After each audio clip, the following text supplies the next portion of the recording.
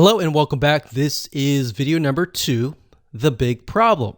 So we briefly touched base on this, but I'm going to dive a lot deeper in this particular video. You see, the biggest problem is not getting your site set up to sell, but rather getting your students to consume your course. Here's a big quick fact. Did you know that most students consume less than 10% of a course? So what happens is they buy a course, they're excited about it, but they just don't finish it. So you might have people finishing your course, but let's say out of 100 or even out of 1,000 people, that number actually becomes very, very small. And there's a big reason for that, which we'll touch base in just a second. So the goal here, as you can imagine, is not only to set up your online course onto your WordPress site and set it up so that you can start selling it, but also to get your students excited to go through your course. And here's why. It's a known fact that if you can get your students to consume your course, they're going to want to buy more from you. They're going to feel like, wow, I really enjoyed that course. I want more. So if you put yourself in their shoes, and maybe you've bought a course and you just never have finished it, or maybe you have gone through a course and you feel like, wow, I got so much value out of this. I want to see if this person has a different course. So in other words, you feel impacted by that person.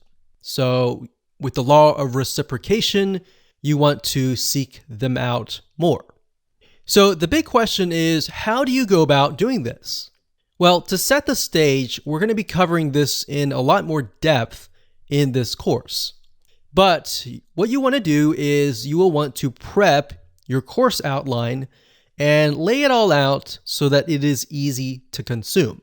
Now, obviously, you already have an online course in hand.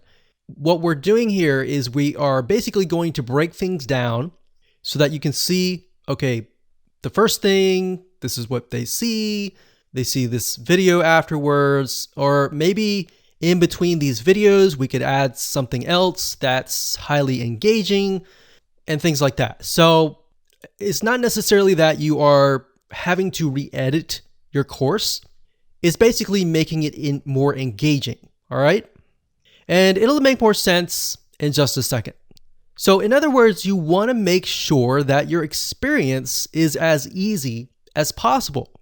You want to add engagement through quizzes, through forums, or a comment section. You also want to gamify, or in other words, make the course fun.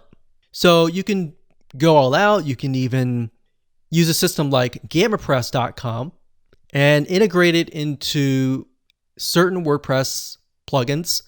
And you can do things like, okay, somebody gets points when they log in, they get points when they do certain things within the course, and maybe they can rack up those points and use that points to buy other things.